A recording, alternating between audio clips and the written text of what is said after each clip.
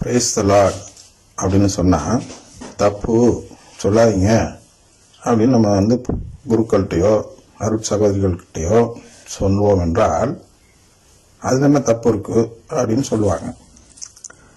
அப்போ அவங்கள்ட்ட போய் சாமி சரணம் அப்படின்னு சொன்னால் அது தப்பு அப்படின்னு சொல்லுவாங்க. சாமி சரணம் அப்படிங்கிற வார்த்தையில் என்ன தப்பு இருக்கு? சாமி அப்படின்னா கடவுள், சரணம் அப்படின்னா கடவுளிடம் நான் சரணடைகிறேன் என்றுதானே பொருள். அப்ப நம்ம திவ்ய நற்கருணை என்று சொல்கிறோம் அல்லவா, அதை முன் நின்று கொண்டு சாமி சரணம் என்று சொன்னால் நல்ல பொருள் தானே தருகிறது. அது ஏன் சொல்வதில்லை என்றால் அவர்களுக்கு விளக்கம் தர இயலாது. தப்பு, அது அவங்க இதுல சொல்றாங்க அப்படின்னு சொல்லி அதை சொல்ல விட மாட்டார்கள். அப்ப பிரைஸ் தி லார்ட் அப்படின்னு சொன்னா அதே நபர்கள் என்ன சொல்கிறார்கள்? அதுல ஒன்றும் தப்பு இல்லை. பிரைஸ் தி லார்ட் என்பதும் சாமி சரணம் என்று சொல்வது போன்ற பொருள் தருவதுதான். அது எப்படி என்றுதான் திருவிவிலிய அடிப்படையில், சொந்த கருத்து அல்ல, நல்லா புரிஞ்சுக்கணும். திருவிவிலிய அடிப்படையிலும் சிசிசி அப்படின்னா திருச்சபையின் மறைக்கல்வி அடிப்படையிலும் வைத்து பார்த்து பிரைஸ் தி லார்ட் என்பது சொல்லவே கூடாத வார்த்தைகள் என்பதை நாம் இந்த நிகழ்ச்சி மூலமாக புரிந்து கொள்ள பார்க்கிறோம். அதற்கான ஆதாரங்களும் மேற்கோள்களும் இந்த பகுதியில் கொடுக்கப்படுகிறது. எனவே யாராவது பிரைஸ் தி லார்ட் சொல்வதில் என்ன தவறு இருக்கு என்று கேட்டால் உடனே அவர்களுக்கு இந்த நிகழ்ச்சியை கொடுத்து, இந்த நிகழ்ச்சியில் கொடுக்கப்பட்டுள்ள மேற்கோள்களுக்கு நீங்கள் மாற்று மேற்கோள், அதாவது பிரைஸ் தி லார்ட் சொன்னால் தப்பு இல்லை, பிரைஸ் தி லார்ட் சொன்னால்தான் நமக்கு மீட்பு கிடைக்கும் என்று நமக்கு எடுத்து காட்டக்கூடிய வாசகங்களையோ ஏதாவது திருச்சபையின் மேற்கோள்களையோ எடுத்து கூற வேண்டும் என்று சொல்லி அந்த நபரிடம், எந்த நபரிடம்? பிரைஸ் தி லார்ட் சொல்வதில் தவறில்லை என்று சொல்லக்கூடிய நபரிடம் இந்த நிகழ்ச்சியை காட்டலாம். அதுவரை அந்த நபர் எதுவரை நமக்கு மாற்று மேற்கோள் எதிர் மேற்கோள் காட்டும் வரை அவர் சொல்லக்கூடாது. மீறி சொன்னால் திருவிவிலியத்திற்கும் திருச்சபைக்கும் எதிராக செயல்படக்கூடியவர் என்பதை அவர் காட்ட வேண்டும். அதுவே அது அவர் செய்யும் பெரும் குற்றமாகும் என்பதும் முதலில் அவர் புரிந்து கொள்ள வேண்டும். எந்த நபர் இதற்கு மேற்கோள் காட்ட மறுக்கிறாரோ அவர் ஒரு பெரும் பாவம் செய்கிறார். அந்த பாவம் என்ன என்றுதான் இதில் பார்க்க இருக்கிறோம். எனவே கவனமாக பாருங்கள். முதலில் என்ன செய்ய இருக்கிறோம் என்றால், எபேசியர் 5வது அதிகாரத்தில் 8 முதல் 14 வரை வாசித்து பார்ப்போம். ஒரு காலத்தில் இருளாய் இருந்த நீங்கள் இப்போது ஆண்டவரோடு இணைந்து ஒளியாய் இருக்கிறீர்கள்.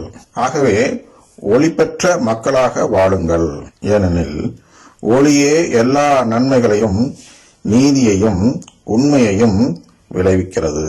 ஆண்டவருக்கு உகந்தது எது என்பதை ஆராய்ந்து பாருங்கள். பயனற்ற இருளின் செயல்களை செய்கிறவர்களோடு உங்களுக்கு உறவு வேண்டாம். அவை குற்றமென எடுத்து காட்டுங்கள். அவர்கள் மறைவில் செய்பவற்றை சொல்லக்கூட வெட்கமாக இருக்கிறது. அவர்கள் செய்வதையெல்லாம் குற்றமென ஒளியானது எடுத்து காட்டும் போது அவற்றின் உண்மை நிலை வெளியாகிறது. அவ்வாறு தெளிவாக்கப்படுவதெல்லாம் ஒளிமயமாகிறது. ஆதலால் தூங்குகிறவனே விழித்தெழு, இறந்தவனே உயிர் பெற்றெழு, கிறிஸ்து உன் மீது ஒளிர்ந்து எழுவார் என்று கூறப்பட்டுள்ளது. சரியா? இது வாசிக்கும் போதே சில வார்த்தைகளை கொண்டு இதில் உள்ள குற்றங்கள் என்ன என்பதை கண்டறிந்திருப்பீர்கள். இருந்தாலும் அதை எடுத்து கூற பார்க்கிறேன். முதலில் நாம் என்ன இதிலிருந்து புரிந்து கொள்கிறோம் என்றால், 2 வகையான மக்கள் திருச்சபையில் இருக்கிறார்கள். பார்க்கிறோம் அல்லவா? ஒளியாய் இருக்கிறவர்கள், இருளாய் இருக்கிறவர்கள் என்று பார்க்கிறோம். அதை நாம் எப்படி இங்கே புரிந்து கொள்ளலாம் என்றால், முதல் வகை என்பது திருவிவிலியத்தை சிசிசி 1 பார்வையில் நம்புவோர். 2வது வகை என்பது திருவிவிலியத்தை சொந்த பார்வையில் நம்புவோர். பாருங்க, கத்தோலிக்கர் அனைவரும் இன்று, ஒரு காலத்தில் திருவிவிலியம் அறியாதவர்களாக கத்தோலிக்கர்கள் இருந்தார்கள். ஆனால் இப்பொழுது இந்த அருங்குறை இயக்கம் வந்துவிட்டதால் அனைவருமே திருவிவிலியத்தை தங்கள் கையில் எடுத்துக் கொள்கிறார்கள். அது நல்லதுதானே என்று அநேகர் கூறுகிறார்கள். ஏறக்குறை அனைவருமே கத்தோலிக்க திருச்சபையில் என்ன நினைக்கிறார்கள் என்றால், திருவிவிலியத்தை வாசித்தால் நல்லதுதானே, அதுல என்ன தவறு இருக்கிறது என்று கேட்பார்கள். ஆனால் அன்பியத்தில் எல்லாம் பார்த்தீர்கள் என்றால் திருவிவிலியத்தை கொடுத்து அதிலிருந்து பொருள் கூற சொல்கிறார்கள். உன் மனசுல நினைச்சதை சும்மா சொல்லுன்னு சொல்லி சொல்கிறார்கள்.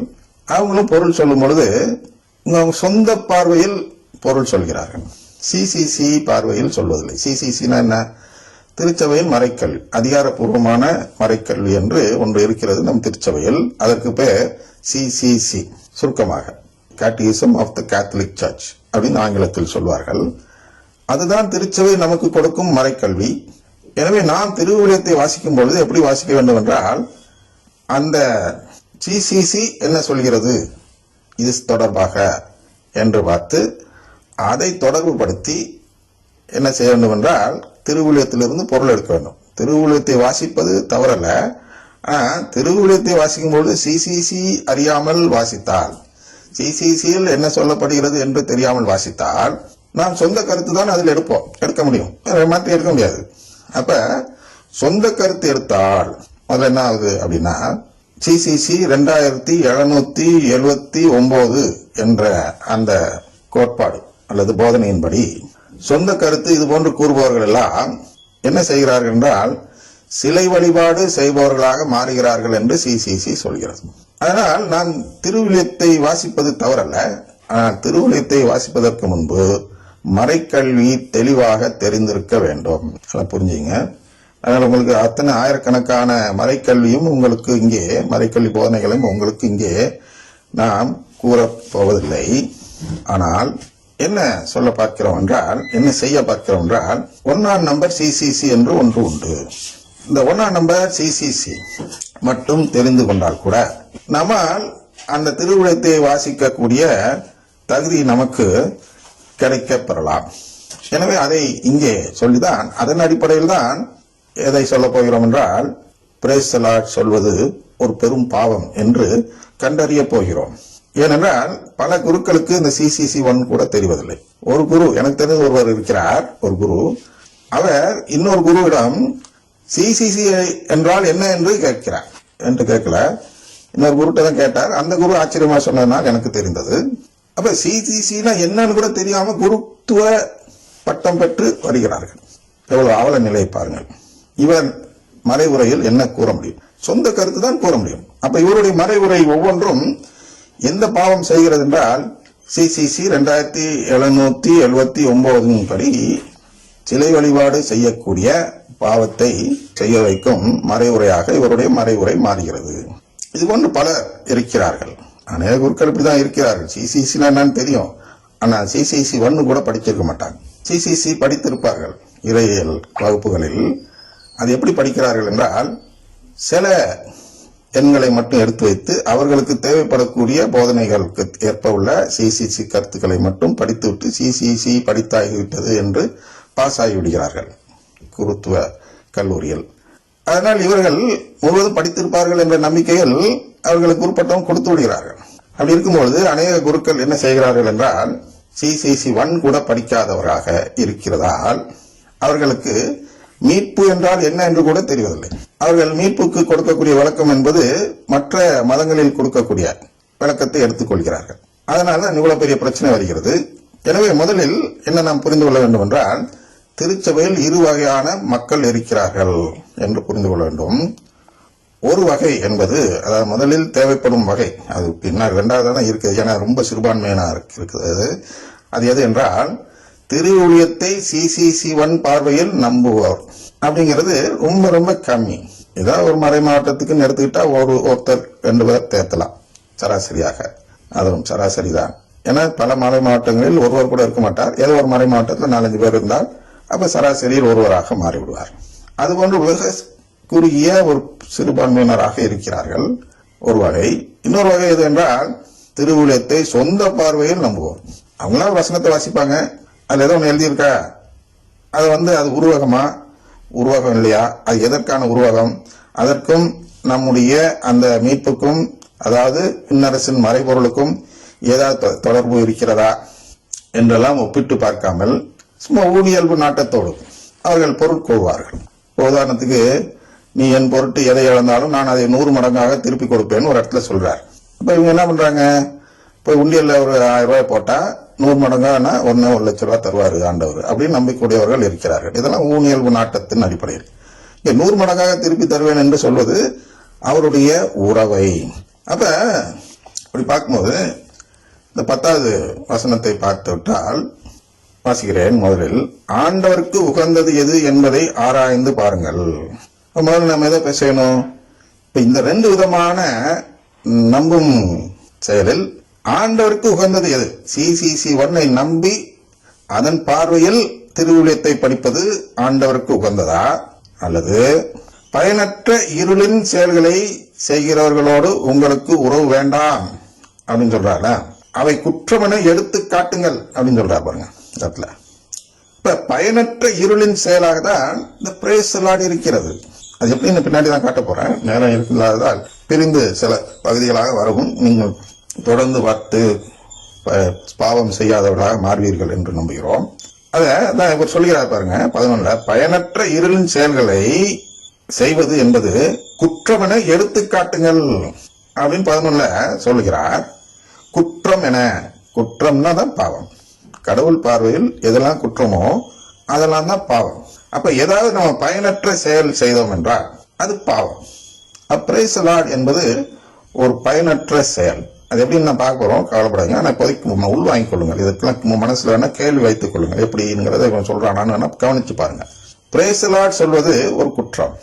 அப்ப பிரைஸ் தி லார்டுக்கு எது வாழ்த்துறை எது என்றால் ஆவே மரியா, மரியே வாழ்க அப்படின்னு சொல்றோம். அப்ப மரியே வாழ்க என்பது பயனுள்ள ஒளியின் செயல்களாக மாறுகிறது. பயனுள்ள ஒளியின் செயல் அதுதானே ஆண்டவருக்கு உகந்தது என்று நாம் கருத முடியும். அப்படின்னா CCC1 பார்வையில் நாம் விவிலியத்தை நம்புவோம் என்றால் அது ஆண்டவருக்கு உகந்த செயல் அப்படி பார்க்கணும். ஏன்னா திருச்சபை என்பது கடவுளால் ஏற்படுத்தப்பட்டது. திருச்சபை வளர்க்கதான் கடவுளே நம்ம எல்லாம் படைத்திருக்கிறார் என்ற பொருளில் CCC1 கூறுகிறது. அதனால் அந்த நம்முடைய கத்தோலிக்கர்கள் மத்தியில் 2 வகையில் எப்படி பிரிக்கலாம் என்றால், CCC1 நம்புகிறவர்கள், CCC1 நம்பாதவர்கள்.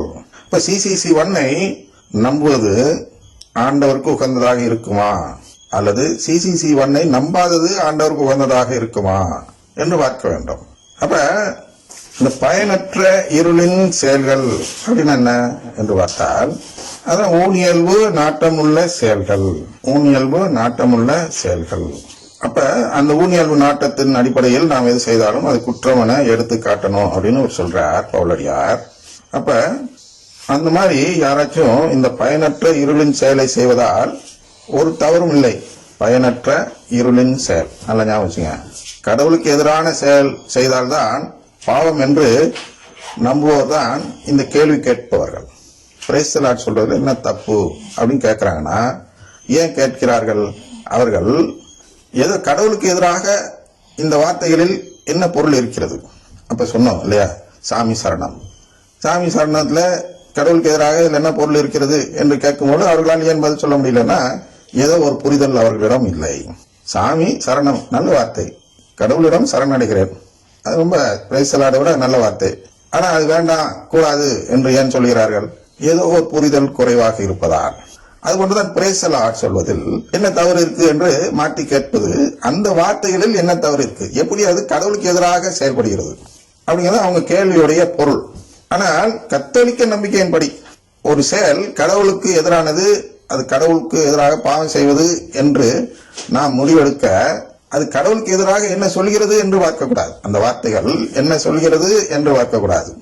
அது என்ன பயன் தருகிறது என்று பார்க்க வேண்டும். என்ன பலன் தருகிறது? கடவுள் நமக்கெல்லாம் கொடுப்பதற்கு காத்து கொண்டிருக்கும் ஒரு பொருளை பெற்றுக்கொள்ள அது உதவுகிறதா, அந்த செயல் உதவுகிறதா அப்படின்னு பார்க்கணும். அப்ப நாம் CCC1 என்ன கூறுகிறது என்று பார்க்க வேண்டும். CCC1 என்ன கூறுகிறது என்றால், திருச்சபை என்பது கடவுளின் குடும்பம். அந்த கடவுளின் குடும்பத்தில் அழைப்பதற்கு, அதாவது சேர்ந்து கொள்ள, மனிதர்கள் சேர்ந்து கொள்ள அழைப்பதற்காக தான் கடவுள் நம்ம எல்லாம் படைத்திருக்கிறார். இந்த குடும்பத்தில் நம்ம எல்லாம் சேர்க்கதான் கடவுளாக இருக்கும் இயேசு மனிதனானார். மனிதனாகி நம்ம எல்லாம் மீட்டு இந்த உறவை தருகிறார். இந்த உறவை தான் ஏற்கனவே பார்த்திருக்கோம் பலமுறை. ஃபிலியல் அடாப்ஷன் என்று சிசிசி சொல்கிறது. இதை டிவைன் ஃபீலியேஷன் என்று உலகம் கூறுகிறது. இந்த டிவைன் ஃபீலியேஷனை நாங்கள் எல்லாம் நம்பவில்லை என்று இந்த மற்ற கிறிஸ்தவ சபைகள் எல்லாம் கூறுகிறார்கள். கத்தோலிக்க திருச்சபை மட்டும்தான் டிவைன் ஃபீலியேஷனை நம்புகிறது. என்ன டிவைன் ஃபீலியேஷன்? உங்களுக்கு ஏற்கனவே சொல்லியிருக்கிறது போல், மனித தன்மையில் இருக்கும் நாம் இறைத்தன்மைக்கு மாறிவிடுவோம் எப்ப இந்த உறவு பெற்றதும். எனவே இந்த வாழ்த்து எந்த விதத்தில், இந்த வாழ்த்துரை நமக்கு இந்த உறவை பெற உதவுமா? அந்த உறவை பெற உதவிவிட்டால் அது பயனுள்ளதாக இருந்தால் அது ஒளியின் செயலாக மாறும். இந்த வாழ்த்து பயனற்றது, அது கடவுளுக்கு எதிராக போகணும்னு அவசியம் இல்லை.